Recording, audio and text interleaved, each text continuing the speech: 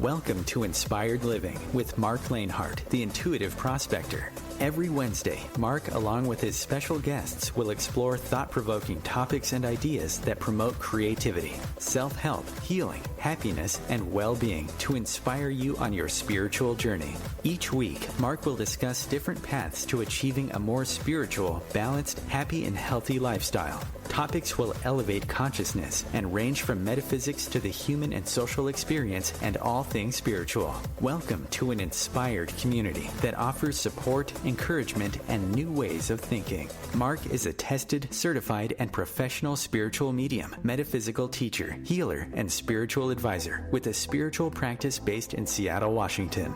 You are the inspired and the inspiration. All right. Hey, good morning, good afternoon, good evening, wherever you may be in this beautiful planet of ours. This is Marc Lainhart, the Intuitive Prospector, coming to you live from Seattle, Washington. This is Inspired Living Radio. I hope that you're staying well and you're staying safe during these unprecedented times. We have a great show for you in store today. We're going to be talking all about the afterlife with our guest and spiritual author, and she's done a lot of things in her life that we're going to be talking about.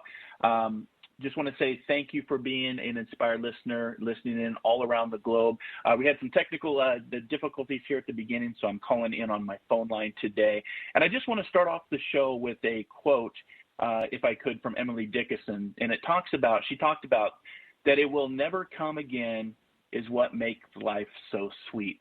But the question is, does life come again? We're going to be talking about that. We're going to be talking about the afterlife, and do we come back? Is there reincarnation? What is the death process? All of those interesting things when it comes to the topic of answers from the afterlife. If you have a question later in the show, we'll open up the phone lines, and you can call us at 202-570-7057. If you want to learn more about what I do, you can go to marclainhart.com or just internet search The Intuitive Prospector. And let's just, for the sake of time, let's get right into today's show and welcome our guest in if we could. We're going to just strap on our seatbelt and prepare for a truly cosmic journey, Answers from the Afterlife, which is the fourth in a series of books in which Nanci documents everything she can remember from her 3 visits to the afterlife after dying temporarily. It is a question and an answer format type of book. I had a lot of fun reading it, a lot of questions I have myself. This book answers your questions regarding near-death experience, which we would call NDEs, innate nature, creation, souls, the purpose of life, mating and love, evil behavior, religious beliefs, the death process, suicide, ghosts, after-death communications, or what I like to call ADCs, and the afterlife in its stages, reincarnation, hell, and more. Welcome to Inspired Living Radio, Nanci. Thank you. I'm thrilled to be here, Marc. Yeah, thanks for coming on. And you've had quite a journey, or what I like to say, a soul adventure. And I apologize for the technical difficulties of connecting there. It just shows me that Spirit is wanting to be a big part of the show today. Is how I look at it. Anytime we're working with energy, anytime we're working with energy and frequency and vibration. So tell just a little bit about yourself and to our global inspired listeners all around the planet, because you've done a lot. You are a retired lawyer, you're a spiritual author, you are a pilot, you're a private investigator. I mean, what other things have you done in life that has brought a lot of value on how to live your life and the richness of Carpe Diem? I've spent a lot of time working for nonprofit organizations. One of my many loves was a national organization that builds affordable housing for families, for seniors, and healthcare communities for those residents of those communities to go to. So it was, a thrilling experience for me. And I've been on the Cancer Clinic board, and I was on a Gestalt Institute board of directors, and so I've met many, many wonderful people on the National Kidney Foundation. So those are my loves outside of work and flying. And flying. And you're a cancer survivor yourself, correct? Oh, yes. Yeah. So you've run the whole gamut, as we like to say, from, birth to death and everything in between. And you've gone over there 3 times.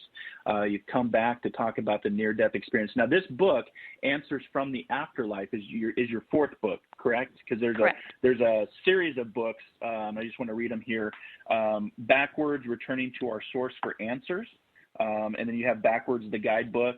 And then you also have Create a New Reality, and backwards beliefs revealing eternal truths hidden in religion. So a lot of different topics to talk about today, and this hour goes by so quick. So I just want to jump right into our Q&A if we could, because I know our inspired listeners have had a lot of input and a lot of interest in today's show, because when you talk about the afterlife, people are very curious, very mindful to know what happens after we die. What happens when we incarnate in the physical form, and then what happens when we decarnate into the spiritual form. So real quick, Nanci, we have Nanci's information posted on the Facebook page and our Twitter page and our Instagram page. If you want to follow any of those pages, just look for Inspired Living Radio on Facebook, and under Instagram and Twitter, you can look for Inspired for Us. If you don't catch this live broadcast right now with Nanci, you can always catch us on many different platforms, from iTunes, SoundCloud, Podbean, YouTube, iTunes, OMTimes Radio Archives, and of course, you can go to marclainhart.com, which is your one-stop shop for anything spiritual. So you started off in the world of law, working for a law firm. And how does one, I already know the answer because I kind of took the similar journey, but how does one go from law and the study of law and working in a law firm to writing spiritual books? I did it I don't know if you call it the easy way or the hard way, but I died. Literally. And that totally changed everything about my life. It changed all my beliefs. It changed my career path. And I was given a mission to tell anyone who would listen what I learned and experienced in the afterlife. Mm-hmm, mm-hmm. Yeah, it's that, I like to call it the shakening causes the awakening, if you will. I was on a very similar path. I was a first responder, worked several years in the Coast Guard, and then as a firefighter, EMT, and I've had 2 near-death experiences myself, but I had a lot of trauma and tragedy kind of triggered that awareness, triggered that, that curiosity, or what I call myself today, the intuitive prospector, to really start prospecting for answers of, is there life after death? Can I talk with my brothers that are on the other side that had left tragically very young and very quick? And, that started my journey of exploring and discovering through mind, body, and spirit. And I'm just curious, because you've beat cancer, you've come back from an NDE. What was the actual catalyst that actually had you transition to the other side? And just explain what that process was and what it felt like, and what did you see, what did you feel, what did you know, what did you hear? The first time I died as a result of a combination of anaphylactic shock and low blood sugar. I was in a radiology mammogram room, having a wire stuck into my breast, trying to get the center of 3 tumors that had been diagnosed by mammogram. And the combination of the factors of the shock and the low blood pressure killed me. And the process was kind of weird and interesting. But I was sitting in a chair with this wire sticking out of my breast, sweating profusely, nauseated. My heart was beating like I thought I was going to jump out of my chest. I was scared to death that I was going to have cancer. And then my eyesight started going, and then my hearing started going. And then I started sinking down into my body, and I went whoosh out through the belly and ended up standing in front of my former human body. And I went through a very short, dark space and then into the light. And I spent a lot of time by myself in the light learning things. Information was just dropping into my mind faster than I could even identify the topics. I did a physical inventory to try to figure. I was trying to diagnose, what had happened. Sure. I never lost consciousness, not one moment.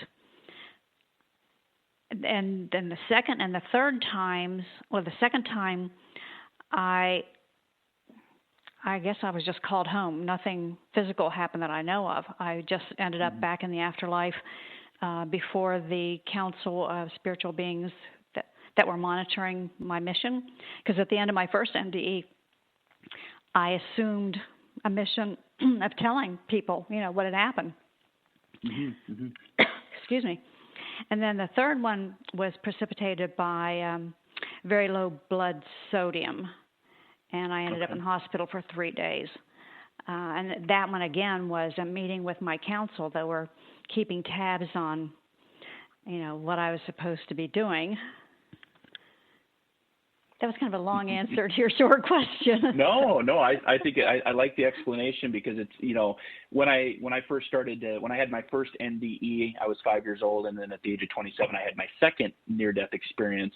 And when I talk to people that have had NDEs and they talk about the spiritual world or what some would describe as heaven, a lot of us that have had that don't describe, we describe the tunnel or the white light, but a lot of people don't describe the pearly gates or, St. Peter sitting there, checking us in from a religious standpoint. For me, when I had that experience, it was just a peace and just a calmness that I just had never experienced before. Now, my near-death experience was very quick because it was in a river accident when I was 27. And I was pinned underwater, and for some divine reason, there was no way that I was going to get out of it. A really good swimmer, was nicknamed Fish growing up because I always just resonated with water. I was like a fish to water or fish out of water, however you wanted to look at that. And I just had a conversation with myself. This is ironic that this is how I'm going to transition. And for some reason, the powers that be said, no, we got more work for you to do, and I popped up. But just that brief experience of just, coming to an acceptance and awareness and surrender to that peace is something that I can see why people go into the light and don't come back, because it was very calling to me. It was very peaceful. It's kind of like, it reminds me of the quote from Robin Williams where he talks about death is nature's way of saying your table is ready. And I felt like there was a table ready for one. And it's very interesting. But everything that I've been taught from a religious standpoint, from a Catholicism standpoint, did not happen during my NDE. And I find that with a lot of people. They talk about the white light, but there's this reflection, there's this kind of what you were describing, this thought process. And what's interesting to me, you said you felt this whoosh go out your stomach, which is the same area that connects you in the umbilical cord. And we'd say it's a very psychic area of being, because that's what connects you to your mother in when you're breathing liquid, and then all of a sudden you pop out and you are breathing air. And then when you leave, so that whoosh out your stomach is interesting to me. I've never heard somebody describe it. Thank you for telling me that. I never had an explanation for that. Yeah, it's the connection of life, right? Because it's, that's where you're connected to the physical world to incarnate. And I've never heard somebody describe that whoosh feeling of going out through their stomach, but that actually makes a lot of sense to me because it is the connection point of life. So, anything else that during this time of your 3 times, anything else that really stands out in your mind for our inspired listeners? That everything. As I said, I was alone in the light trying to diagnose what happened to me, but then, and getting knowledge into my mind. But then later I, saw my body from the afterlife sitting down in the radiology room. And that's when I said, nah, I couldn't have died. I heard you always go into a light before you, enter into the afterlife. And I was in a tunnel that I had manufactured by thought. And I did 3 mental experiments where I literally manifested into physical reality what I was thinking. After those 3 experiments, I finally started thinking, oh, my body died. And once I realized that, I saw 5 lights in the distance, and they turned out to be my 5 most beloved eternal friends, none of whom I'd ever known in human life. I had a life review, and during my life review, I got back all the memories from hundreds or thousands of physical lives I'd lived all over the universe. I went through a transformation process from thinking that I'm human to knowing that I'm a being of light. I got answers to all my metaphysical questions. And I watched a documentary-type history of human religious development, including the future of Earth. I merged my energy with my 5 light being friends and relived all their physical lives through them and as myself. And then I started merging through layers of Source's energy field, kind of like, going through a corona of the sun. And the closer I got to the core entity of Source, the more I understood. And I watched all of creation of the universe. I remembered it. I remembered doing it when I was Source, before I was separated out into the soul that came into Nancy's body. I totally understood everything that was going on, everything that I'd learned previously in the afterlife. And I kept saying to myself, really, somebody ought to tell those people. Somebody ought to tell those people. And what I meant was tell them all the stuff I just learned, because like you, I was a Catholic, And there wasn't anything in this experience that was anything like what the Catholic Church had taught me. And the next thing I know, I'm on my way back into the body, trying desperately hard to memorize as much as I could about what I'd learned. All the while, my 5 light being friends were saying, love is all that truly matters. Love is all that matters. And I'm saying, shut up. I'm trying to memorize this stuff. So what I brought back were just little tiny bits and pieces, but it was enough to fill 5 books. Yeah, and I love that you talk about love, because I do a lot of, professionally as a psychic and as a medium, I do a lot of readings, and I always remind people the one out of the thousands of readings I've done over the years, the one consistent thing that always connects our world to the unseen etheric world, whatever your belief system is the power of love. It is that love of another, love for our planet, love for animals, love for thyself. And you talked about that in the beginning of the book. I was actually, when I started reading the book, and thank you for the copy, I appreciate it. You start out right from chapter 1, getting answers in the afterlife. You say, traditionally, we consult religions for answers to our questions about life, death, and the afterlife. And I'm along that same channel, because when I was going through the tragedies and traumas of losing my brothers, I consulted religion, and it really had no answers for me. And that's when I really started to look at the, years later, of spiritualism and following more of the message versus the messengers that religion tends to have. And so that, that opening chapter really resonated with me, and then to become a channel or a psychic medium is not anything in a million years that I thought I'd ever do, to be honest with you, Nanci. But yet here I am, and I'm running a 5th season of Inspired Living Radio, talking about this and many different topics, from death and dying to the afterlife to metaphysics.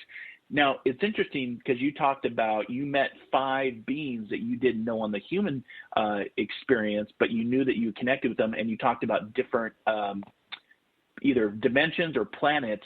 Let's talk about that real quick before we go to our first break here in just a few minutes, because I think that's interesting, because we think in terms of, 2-dimension.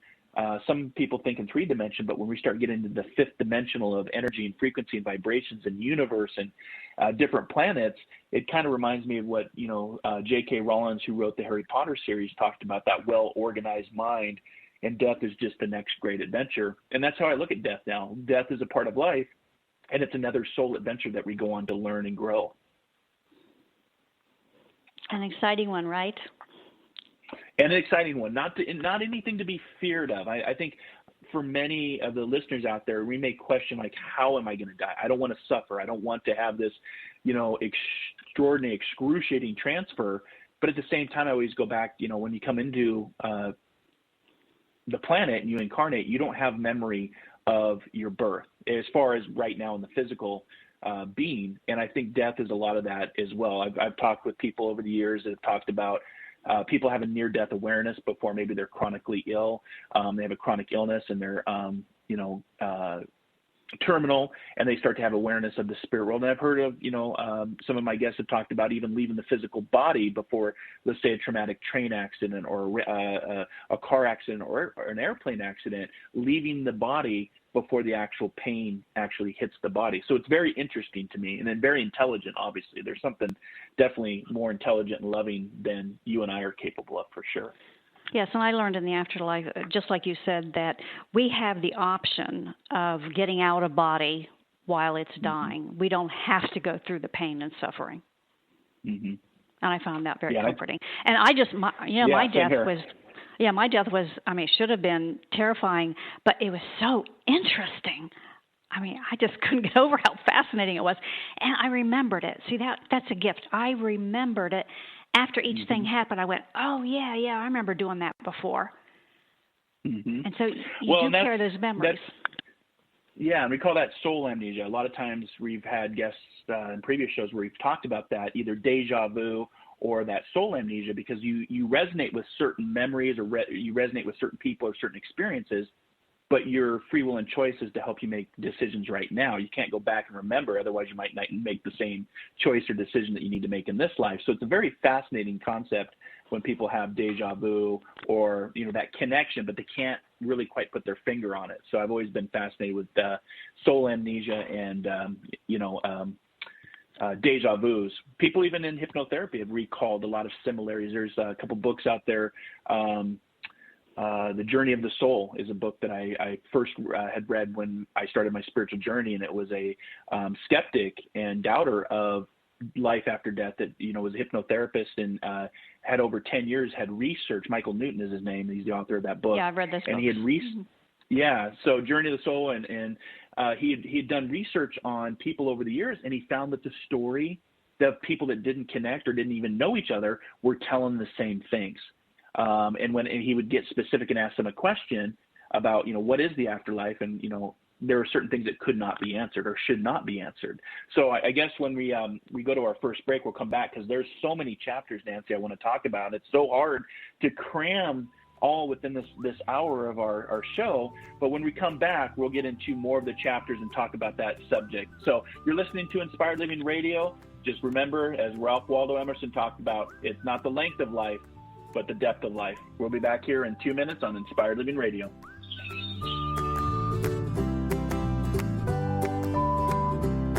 The future of internet radio is here. OMTimes Radio, IOM FM. Host your show on IOM FM, the radio network of OMTimes Media, one of the more recognized brand names in the conscious community, and is backed by the extensive marketing reach of OMTimes. Hosting a show on IOM FM immediately connects you with our extensive dedicated community. My name is Victor Furman. Some call me The Voice. I've always been fascinated with human nature, spirituality, science, and the crossroads at which they meet.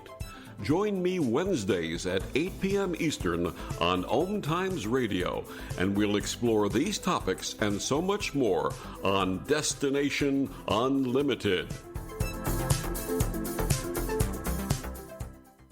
One planet, 7.3 billion people. Only one you.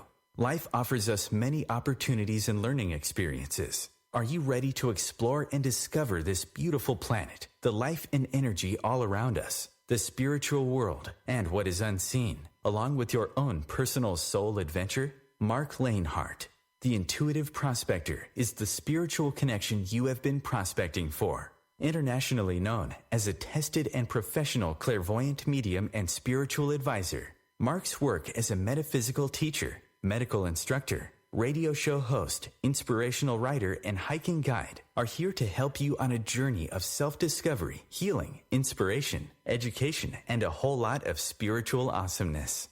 Dare to dream. Dare to explore. Dare to live. For more information on Marc's spiritual practice in Seattle, Washington, please visit marclainhart.com or internet search The Intuitive Prospector. A social distancing tip. Putting distance between yourself and others is critical to slowing the spread of coronavirus. So here are ways to stay in contact without the physical contact part. Call, send a text, set up a video conference, post on social media, dedicate a song on the radio. If you have symptoms of fever, dry cough, and shortness of breath, call your healthcare provider before going to their office. For more info, visit coronavirus.gov. Let's all do our part, because we're all #alone together. Brought to you by the Ad Council.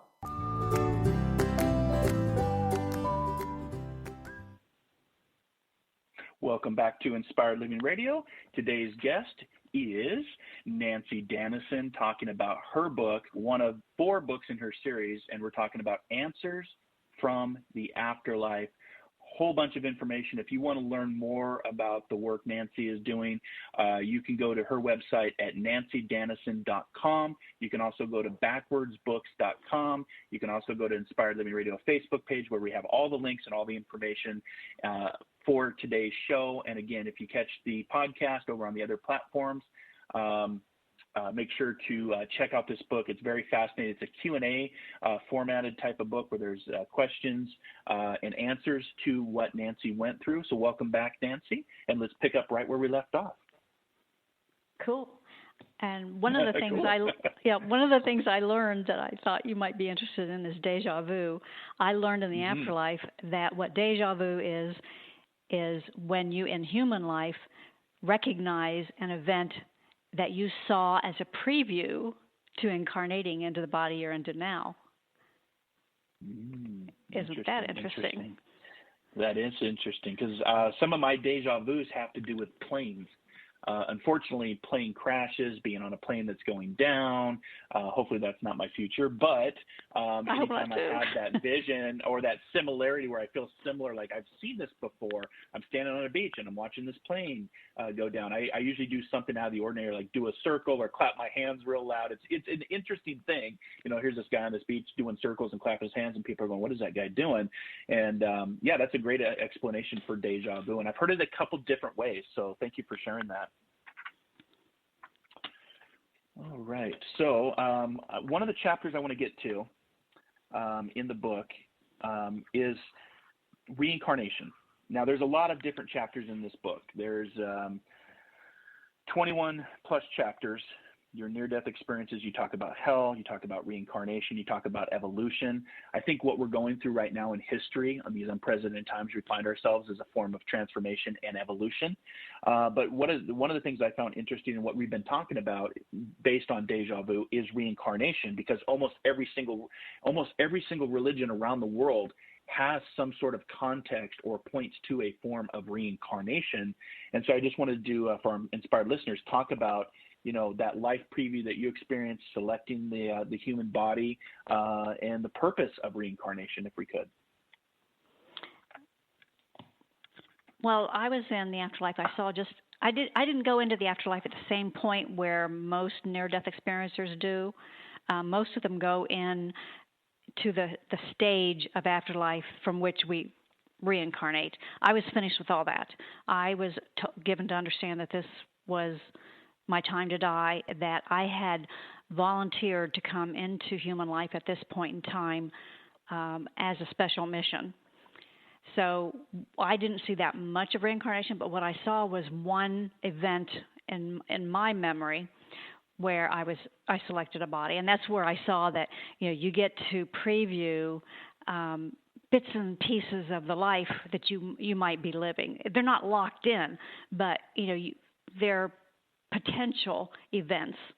And then when you actually get into that life and those events happen and you recognize them, you go, oh, that's deja vu. But it's because you as the soul inside the body remember it. Right. The purpose of reincarnation is because Source has created each of us souls. The bodies are manifestations. They're physical matter. They're only real to the physical matter world. But inside each body is a part of Source's own self-awareness and consciousness. And Source puts itself inside physical matter, creatures and things and rocks and trees and sky and stars and everything for the purpose of finding out what it's like. What's it like to be a human? What's it like to be a rock? What's it like to be a frog or a tree or a planet or this or that? Just to have the what it feels like, because Source is all-knowing. But knowing something intellectually and experiencing it and the emotions that go along with it, it's a completely different experience. And so we choose, each of us chooses a theme or something unique to the species that we're incarnating into. So like when we're in humans, we might pick something that's unique to human life, and we want to study it from all different angles. And the only way to do that is to reincarnate over and over and over into humans so that we can see that theme or that aspect of human life over and over and over. So exactly. And that's how I define life as. I break life down as an acronym, Nanci, and for me it's learn it from experience. And when we come to this physical plane, whether it's in a man or a woman or a dog or a cat or a rock, like you said, it's about those experiences, which in my opinion helps with, education, evolution, wisdom, enlightenment, and getting to those stages because you've experienced all of those things in different formats. And, when people come to me for either a reading or they ask me, what's my opinion about, Source or consciousness, I always go back to nature because for me, nature is our greatest teacher, our greatest healer. And I always say, we're on a planet covered by water on a round planet. So there really is no up or down metaphysically. People, I was taught heaven was up and hell was down, but we're on a round planet, so it doesn't work. But when you apply it to the concept of consciousness or connection, we live on a planet that's about 70% water, and when that water evaporates up into the clouds capture it, goes over a mountain, it starts raining or snowing, and eventually that snow turns back to water, runs to the river, and all rivers return back to the ocean. So it's this different formats, whether it's ice or rain or water, liquid, steam. There's different formats, but in the end, it's all source, and you have different experiences. And for me, that's what reincarnation has kind of always been: is coming here to experience different ways of being, so you can hopefully get that point of enlightenment. I think that's what we're all trying to get to. So thank you for that. The other one I wanted to talk about was religious beliefs, because you talked about consciousness after death, because some people that I've had on the show, and some people come for me for consultations, don't believe in an afterlife. They believe that once you die, you go into the dirt and that's it. You have your agnostics that want proof. You have your believers like you and I that have joined the fraternity or sorority of near-death experiences, and then you have the atheists that don't have any belief of anything. And in your chapter for religious beliefs, I find that everything that I thought was going to happen in my NDE did not happen the way that I was taught or told about. And so in the book, you talk about consciousness after death. I just wanted to kind of go into more detail, if we could, about that, because it's very interesting. Well, there's only one consciousness source. And so that's the highlight of the afterlife, and also part of human life, is knowing and experiencing and living and loving the fact that there's one entity, one source, one spiritual energy. And that's what I got to know in an intimate fashion while I was in the afterlife the first time, was source. Mm-hmm. And I learned that, nothing, as I said before, nothing that I experienced in the afterlife was anything like what I've been taught in Catholic schools.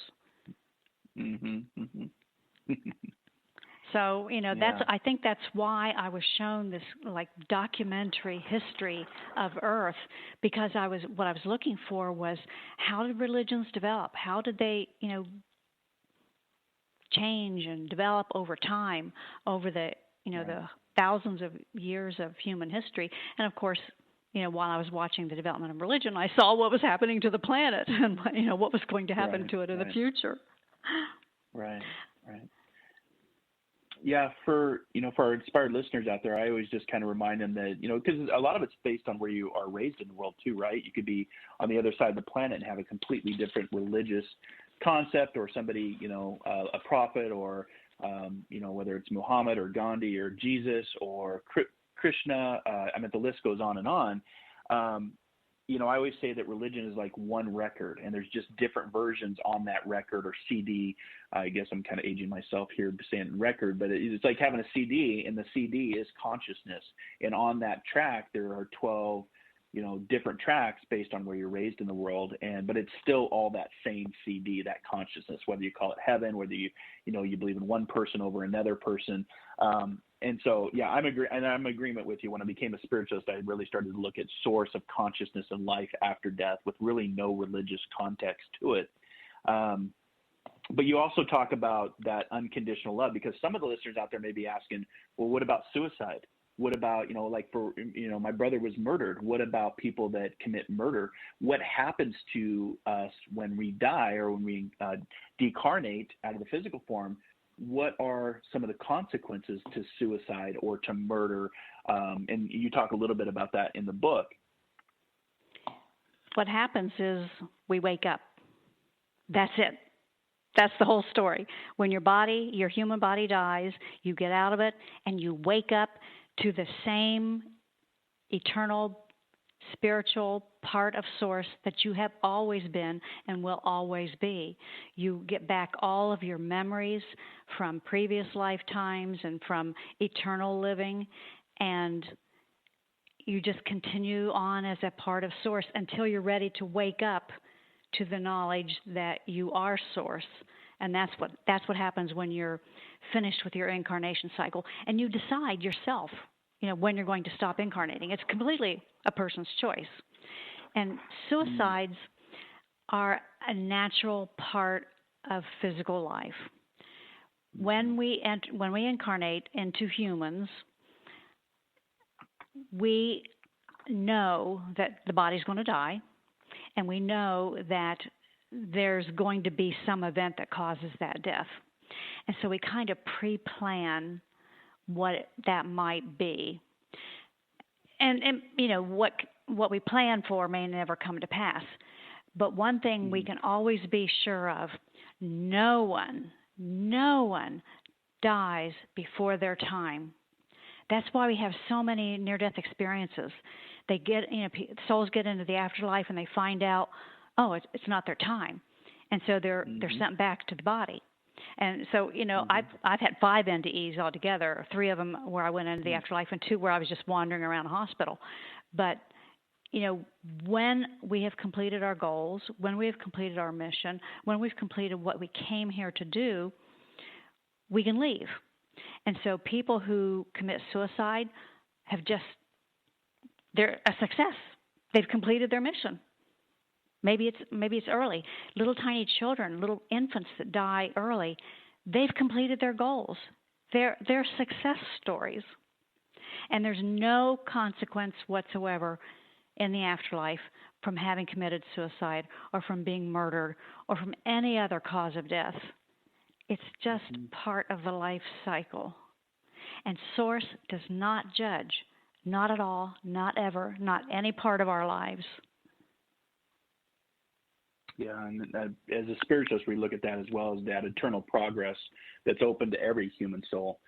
You know, whether you've committed suicide or murder, or you know, somebody like Hitler, somebody that's had great atrocities in life, it's that eternal progress to. And I like your answer, just you awake. It's kind of like, you know, for our listeners out there, it might be a version of the Matrix. You kind of wake up, you know, you get unplugged from the Matrix. That's your reality of consciousness. Or, you know, some would even say that when we go to sleep, that's when we are awake, and when we wake up, that this is the dream. So it's a very interesting concept. But I agree with you. I like that answer, that it's just like you simply wake up from your experiences. And I think some of us would question, like, why did we come back? Why did we have this soul contract? Or why did we want to incarnate and do this all over again and learn the experiences? But I really appreciate that very authentic answer. So thank you for that. You're welcome. Okay, just more great topics to get in. What's your favorite chapter in this book, if I could ask? I don't know. It's been a few years since I wrote it. I don't even remember what's in it. But I know that my favorite concept, or my favorite piece of information from the afterlife, is that our Creator did not shove us out into a cruel world with no way to help ourselves. We are not victims. Obviously, our bodies can be. But we souls inside these bodies, we are not victims. Each one of us souls has the exact same power to create a physical world for ourselves using the same spiritual power that Source did to create the universe. It's called manifesting. And we can be prompted to remember that we have this spiritual power and how to use it consciously to create a happier, more peaceful human life. And that's what my 5th book is about. It's called Create a New Reality. But I think the most important takeaway is we are powerful, spiritual parts of Source inside these bodies. And we can use those powers for ourselves and for the world at large. And I would love to see your listeners join with me and my readers and my listeners and try to manifest a more peaceful, more loving, healthier physical environment here on Earth. Yeah, I agree. Well, I'll definitely join that crusade, because it's definitely, I believe in the power of manifesting, visualization, something I learned about in my graduate studies with sports medicine, and what athletes look at as far as manifesting to be their best version of themselves in whatever sport they play. And, you know, I agree with you, you know, using these spiritual powers, if you will, to, you know, not only be the better version of yourself day after day, but how you contribute and how you interact with the external world, how you make other people better, how you make the planet better. Part of why I even started Inspired Living Radio almost 5 seasons ago now was to have that manifestation and that ripple effect, to have people like yourself come on the show and share your story and have that ripple effect go out, whether it's energy, whether it's vibration, whether it's frequency. Because a lot of us, I think, forget that we're a spiritual being, an energetic spiritual being first that incarnates into the physical form.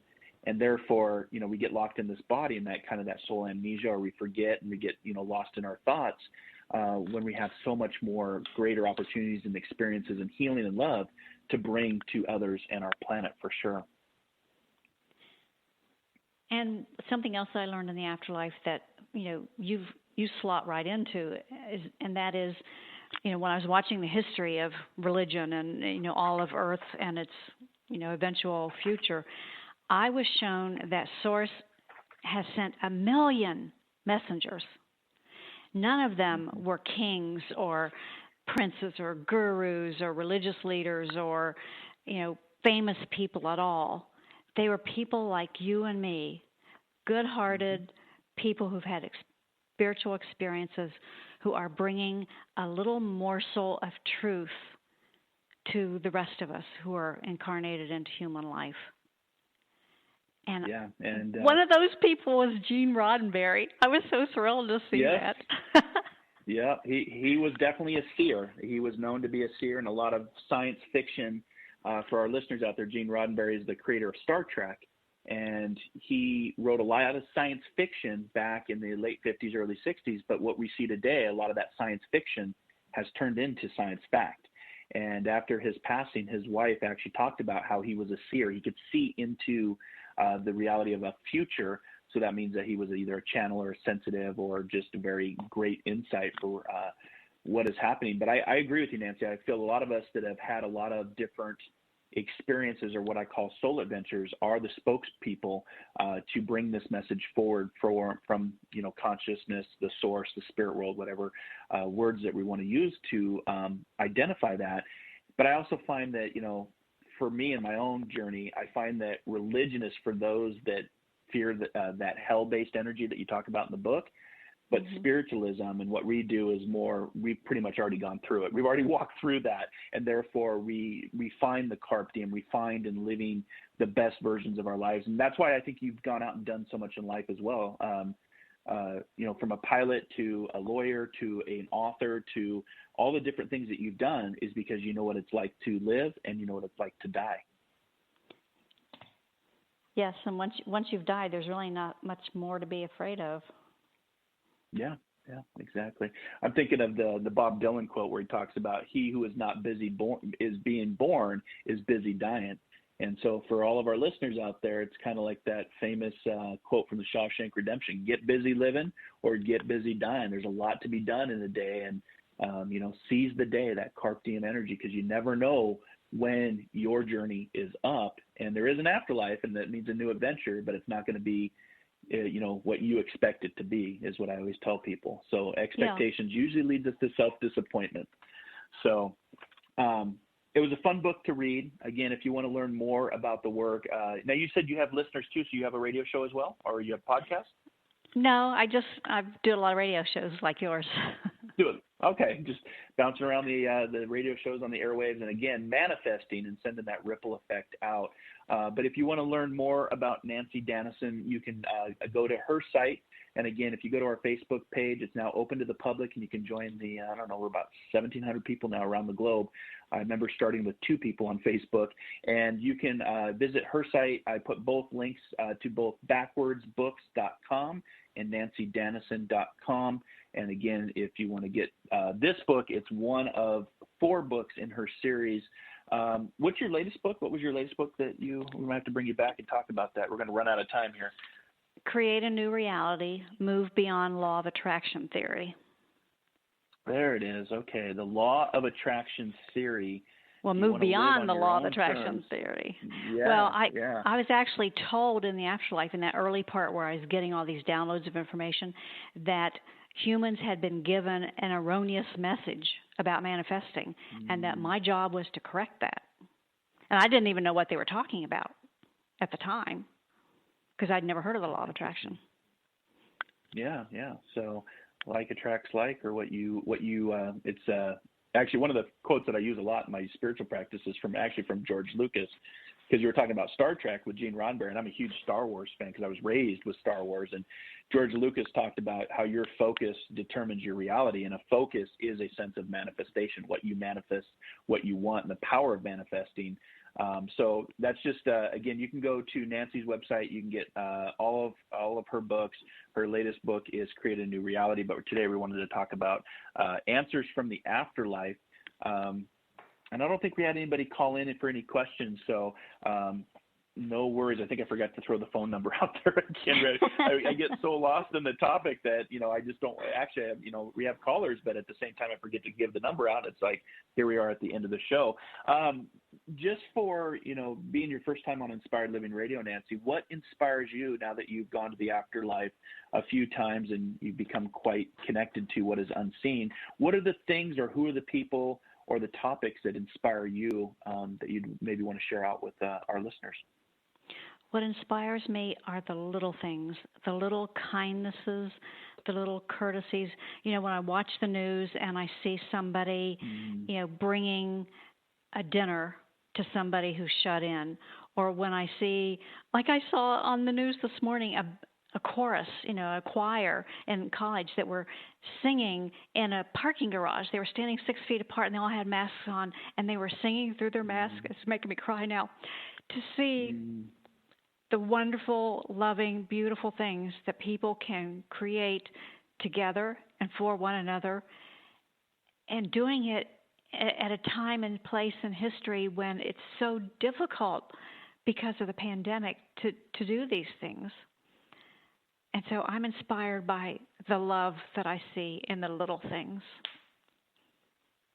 I love that. Thank you for sharing that. And I agree with you. I think that what we're going through right now, I've talked about this at the beginning of 2020, because it's going to be our roaring 20s. I talked about from a numerology standpoint that this year was going to be a year of great master building and transformation. But in order to build something new, you have to tear down things of old. And I talked about, when this is all said and done, and people are listening to this podcast, I talked about the great coming together, because I found that, with great chaos, there usually is a following of, it's like having a big storm, but the rainbows come after the storm. And I see us moving into a more acceptance and seeing more of those small types of acts that you just shared with us, to be in service, to help others, to treat everyone with equality, and not treat somebody differently based on how they look, or who they worship, or who they love. And I think that the great coming together is going to be a big part of that, and as well with our technology and how we can connect to the afterlife, what is unseen. Like I'm talking to you through the airwaves right now through my iPhone. Something that Nikola Tesla talked about in 1865, a little black box where people could connect all around the world, and people thought he was a warlock. And here we are. So I can only imagine what the afterlife connection is going to look like from a technology standpoint 100 years from now, and it's exciting. And that golden rule that you just talked about, paying it forward and treating others as you like to be treated, is a big part of the work that I do. And it's those small acts of inspiration. So we like to say, you are the inspired and the inspiration, and Nanci, you are the inspired and the inspiration today on today's show for Inspired Living Radio. So any other information that you want to share before we cut to the end of the show? You are a huge inspiration for me, Marc. I've enjoyed this conversation so much. I've learned from you. I think you have so much to give the world. I'm just thrilled that you're doing it. Oh, thank you. I'm very honored. And again, the reason I do this show is to connect with amazing, inspiring people like yourself that are doing, great healing work out there, and educating and bringing that ripple effect to others. And so I appreciate that. I love doing radio. I love learning new topics and hearing about new things that are coming. And again, answers from the afterlife.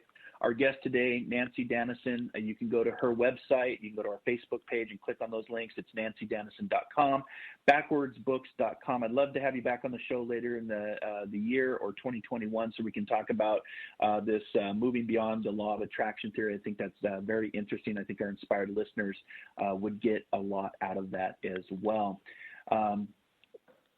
So thank you, Nanci, for coming on and just sharing your wisdom and your experiences and your journey to the afterlife to come back and tell us that message. Because that takes courage too, right? Because the work we do comes with judgment and opinion. You know, I would say some people call me crazy, other people call me for spiritual advice. So it takes courage to do what we do, to be able to publish, to be able to say this, to be on a show like this, like Inspired Living Radio, and put that out there, because you're always going to be up against judgment, skeptics, pundits, people with opinions, people with cynicism. But at the same time, finding your authentic path and your authentic voice is, standing up and saying what you believe, but doing it in a way that can be kind, caring, compassionate. I feel that's what we've kind of lost in this day and age. But we can bring it back as light workers. We can bring it back as inspirers and people that, you know, believe and have experienced the afterlife in a world that is unseen. It's very much just a thought away. And it's been a pleasure talking with you today on Inspired Living Radio. Thank you so much. I just want to say, you know, be safe out there on these very unprecedented historical times that we face. And I'm just going to leave you with a quote from Lao Tzu, where he talks about a man with outward courage dares to die.